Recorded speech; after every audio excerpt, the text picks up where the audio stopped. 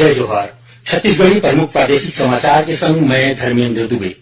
छत्तीसगढ़ के छठवां विधानसभा के प्रथम सत्र के दूसर दिन आज राज्यपाल विश्वभूषण हरिचंदन के अभिभाषण हुई।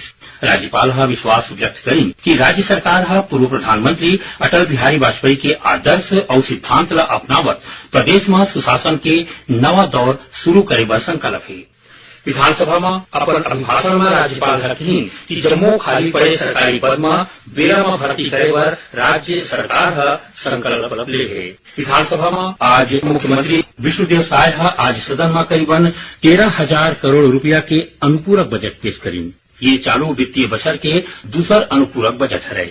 ये अनुपूरक बजट में प्रधानमंत्री आवास योजना पर 3,799 करोड़ रुपया, धान बोनस पर 3,800 करोड़ रुपया और महतारी वंदन योजना के पहले चरण पर 1,200 करोड़ रुपया के प्रावधान रखे गए हैं। देश में बढ़त कोरोना संक्रमण के मामला ला देखत छत्तीसगढ़ सरकार घड़ो अलर्ट जारी कर दे है। के बारे में जिला कलेक्टर मन ला चिट्ठी लिख के बचाव, रोकथाम और उपचार पर जरूरी तैयारी करे के निर्देश दे है।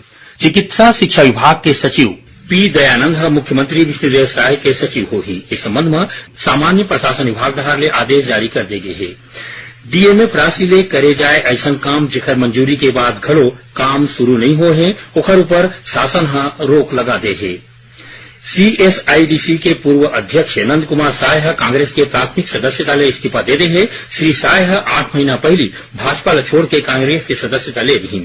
जांजगीर चांपा जिला में आयोजित अग्निवीर भर्ती रैली के आखिरी दिन तक प्रदेश के 5,500 ले ज्यादा युवा मन परीक्षा में शामिल हुई। उन्हें हवलदार, सर्वेक्षक और स्वलेखक के भर्ती परीक्षा 22 दिसंबर के होगी। और रायपुर के तेलीबांधा थाना क्षेत्र में आज एक युवक आपसी विवाद के चलत व्यापारी ऊपर गोली चला दी। इस घटना में व्यापारी गंभीर रूप ले घायल हो गए है। ये रही सब तक के प्रमुख प्रादेशिक समाचार। जय जोहार।